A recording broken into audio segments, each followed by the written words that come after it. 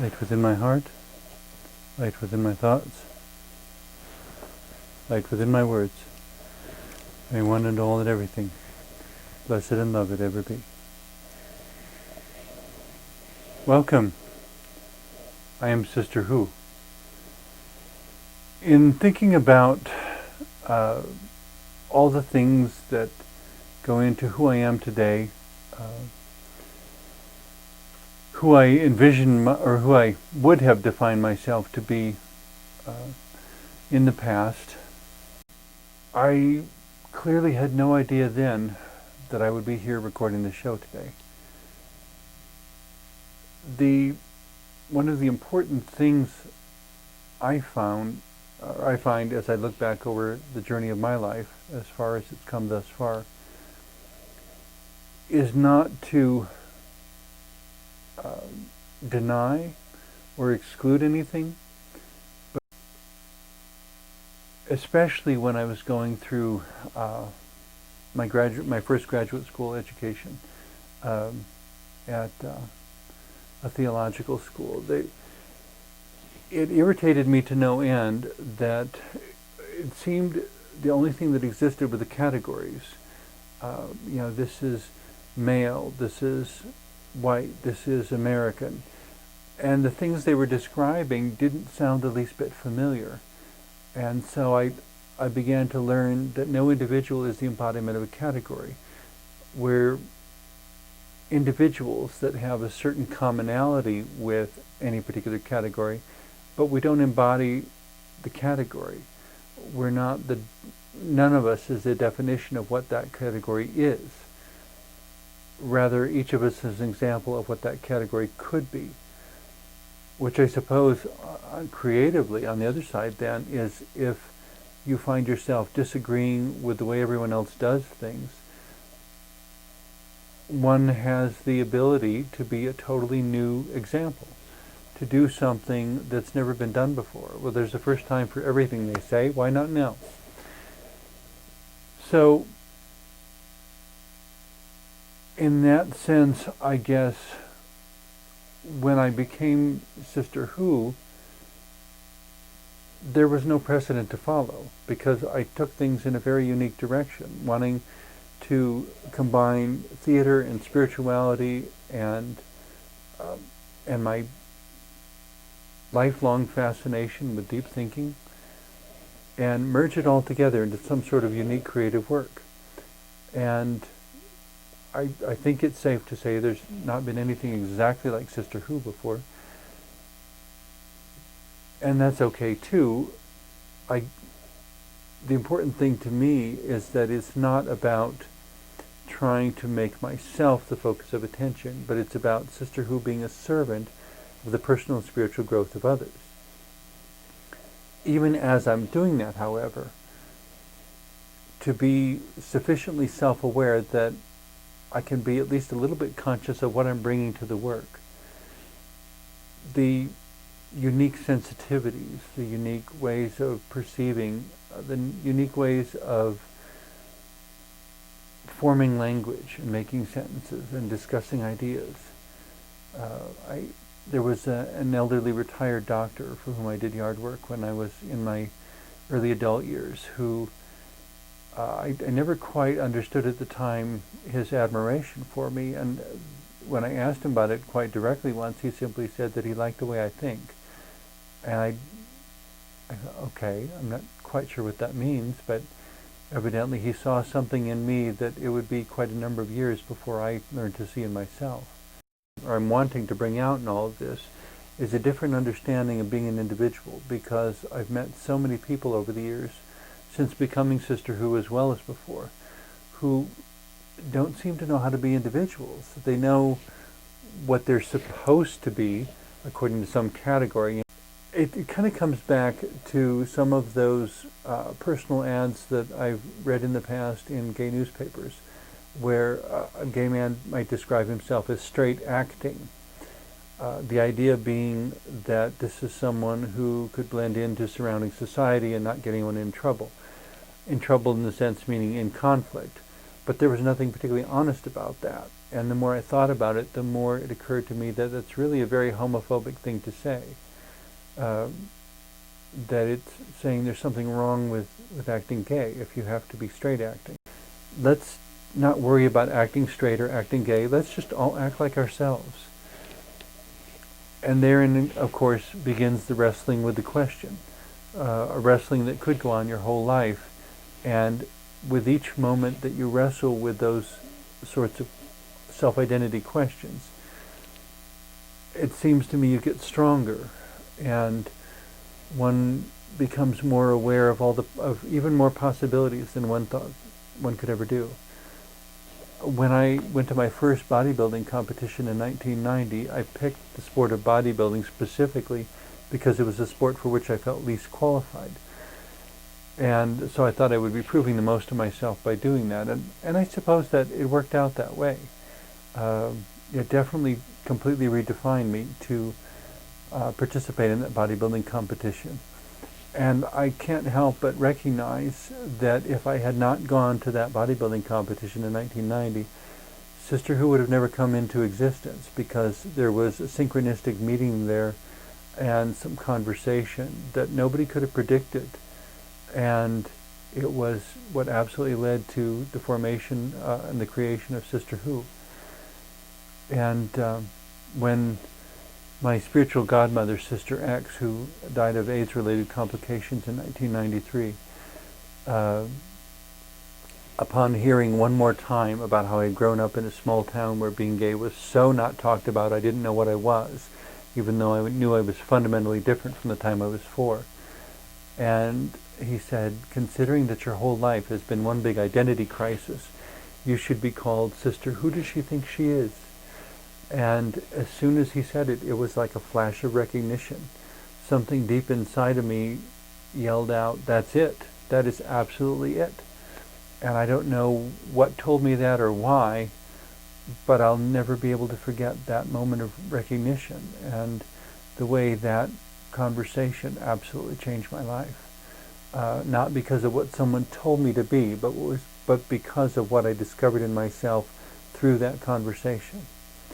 And that which in all of my spiritual, mystical, prayerful times ever since has resonated as a way of serving God by being Sister Who, that it's a ministry to nurture others' personal and spiritual growth in any way I can, encouraging people to think, encouraging them to let God out of the box and let God be divine mystery, doing unpredictable and wonderful things in their lives, and guiding them and being present with them through even the most horrible experiences, and understanding that there are probably 100 different reasons why God doesn't prevent the horrible experiences from happening, and we're perfectly free to get angry at God in the time when they do happen. God understands that too, I think. But if we could see the bigger picture and understand how all the pieces fit together, we would probably understand why God allowed it. For now, I don't have the benefit of that perspective, and I have only my weak human perspective, and so God and I have frequent arguments about how things are going. But somehow it's reassuring to me to know that there is a perspective from which this all makes sense. And I'm thankful for my humanness, because there's certain things that can only be experienced by a human body, that can't be experienced the same way if you're spiritual rather than physical. And so in that sense, the body is a tool and a gift to allow me to deeply know and experience in ways that by observing from a spiritual place I couldn't know them as deeply. And I'm grateful for the ability to know them, to know anything that deeply, even if sometimes it hurts a little bit, or hurts a lot even. But in looking back at all this, it seems to me one of the foundation stones of my own psychological and emotional health is coming to a place where I can simply accept that what happened did happen. And all these pieces that at the time don't make any sense, maybe years later begin to make sense. And where I couldn't understand why, when I was a child, I so enjoyed folding origami cranes, for example. There have been really auspicious, important moments since then where the ability to fold an origami crane made 100% difference. And without going into the full story, that maybe that doesn't make a lot of sense, but it really did. The little things cropping up and making all the difference. Bearing all that in mind, as I, especially when I got into college, I started writing lots of songs, trying to articulate what I was feeling and the way my thoughts were shaping. And one of the songs I wrote at that time, begins by looking into the past and all these different sorts of things, and somehow within me a hunger for meaning to it all and to make sense of it all. And it just seemed to be a bunch of scattered pieces. Why did my childhood involve or include so many different sorts of things that seem so disconnected from each other? And in some cases I understand now why, but some of them I'm still waiting for an explanation. And then moving into a sense of in the present, all the bad advice I'm giving about who you're supposed to be and how you're supposed to behave and how essential or not someone's approval is. And obviously the approval that is most important is your own approval. You have to be able to approve of yourself. And the next one right after that would be, of course, God's approval. The problem with reversing that and saying God's approval is more important than my approval is that I'm not sure, at least for myself, that I was able to really hear God until after I could approve of what God had created in me. Because as long as I didn't approve of me, I wasn't approving of God's work, and I was holding what I am against God and saying, this person that you made me, this is the reason I'm not listening to you. And so I had to approve of myself first. And once I could approve of myself, I could finally open myself up to the giver of the gift and say, so how is it all supposed to make sense? And I guess what came back initially was not so much an answer as an understanding, that it was about wholeness and interconnectedness and not really unity per se. That's kind of a word that's been bandied about in a confusing manner, but interrelationship, that there is a sense in which everything is alive, and because everything has some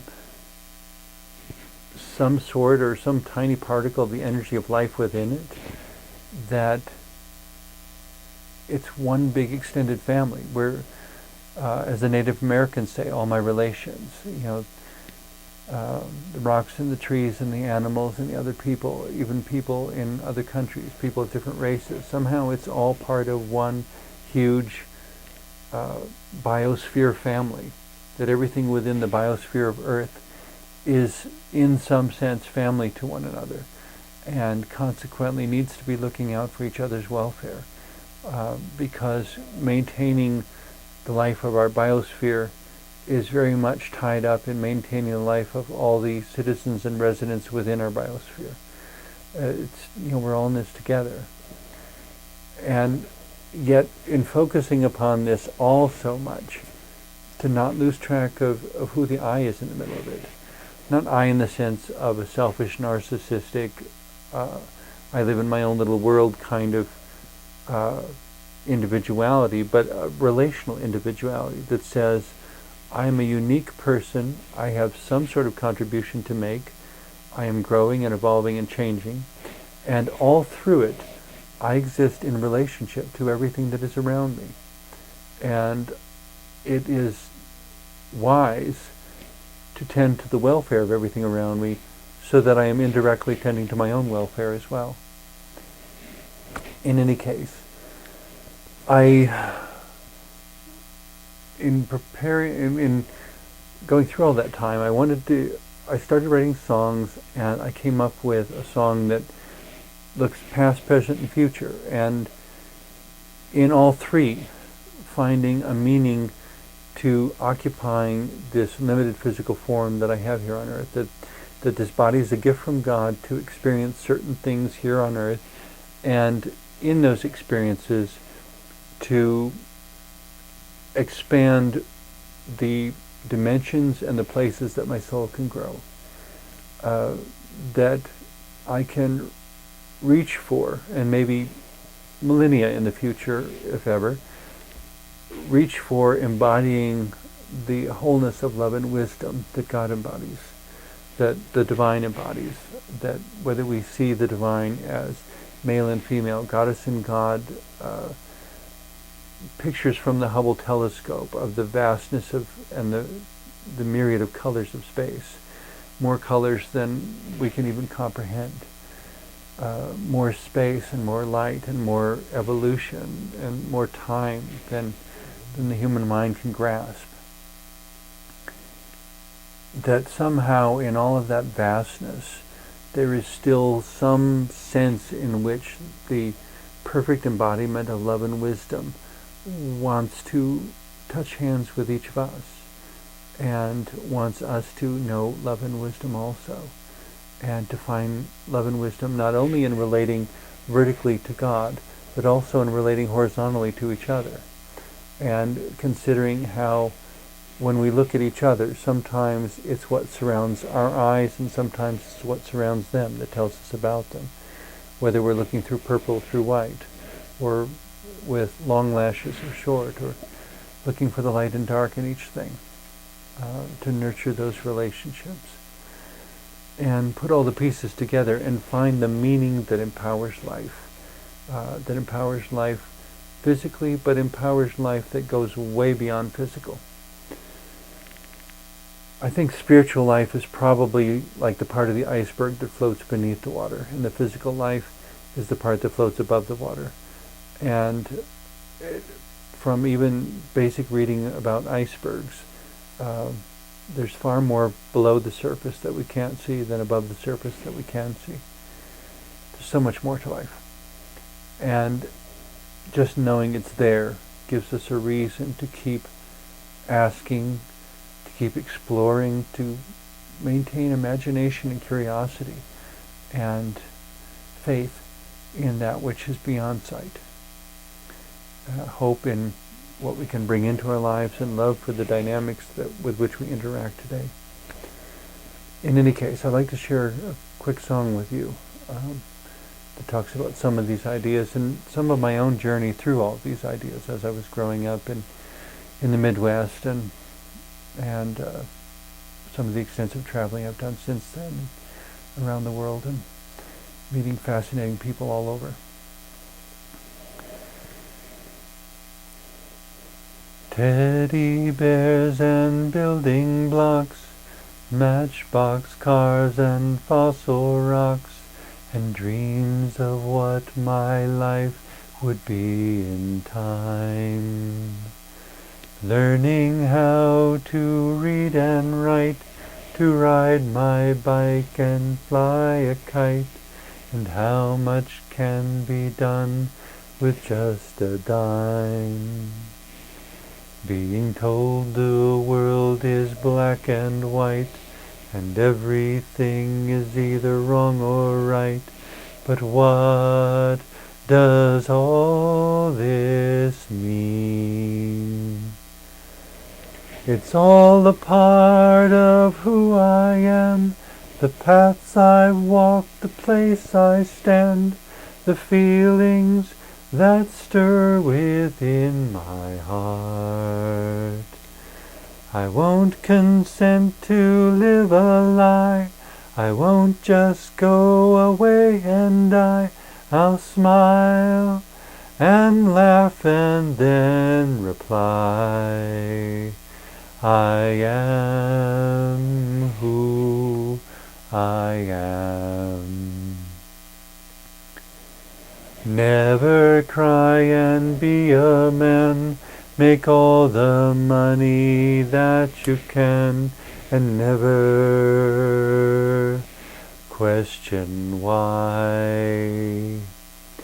Choose your friends most carefully, and make decisions prayerfully, and never tell a lie. So they say, but do not do.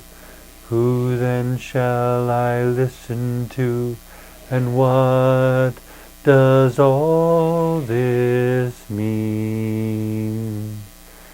It's all a part of who I am, the paths I've walked, the place I stand, the feelings that stir within my heart. I won't consent to live a lie. I won't just go away and die. I'll smile and laugh and then reply. I am who I am. I've felt the ocean at my feet, and climbed the mountain's rocky peak, and taken time to gaze upon the stars. I've journeyed far across the sea, and held on to my dreams for me, and written songs to play on my guitar. Still I'm learning more, it seems, of how many ways there are to be. But what does all this mean? It's all a part of who I am, the paths I've walked, the place I stand, the feelings that stir within my heart. I won't consent to live a lie. I won't just go away and die. I'll smile and laugh and then reply. I am who I am. I am who I am. I am who I am.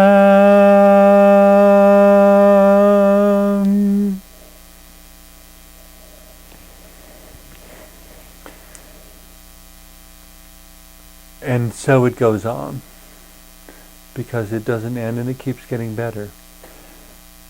And yet, I have to keep saying, being Sister Who is so without precedent, I have to keep making it up as I go. And I'm learning a lot. I learn by my horizontal relationships from each other, and I learn by my vertical relationship as I ask God, what would you have Sister Who do? What can Sister Who contribute to this or that situation, to this or that person's life? Is there anything I can say or a symbol I can offer that would help them to look at life in a new way, find a greater strength to love, find a deeper, wiser way to be at peace, even in the craziest of circumstances? You know, times of transition are always difficult, confusing times. It kind of goes with the territory, I suppose. And yet, if we persevere, if we bring along faith in ourselves and find faith in each other, you know, by demonstrating love toward ourselves and toward each other, and by having hope that we can all be more than just what we've been in the past. The human history is filled with all sorts of tragic things, but there are also many wonderful victories and accomplishments in human history, in each case specifically because somebody there still had enough hope and love to try something new, to do something that needed to be done, to take a stand for love and wisdom, to take a stand for including, for making loving unconditional and for including everyone.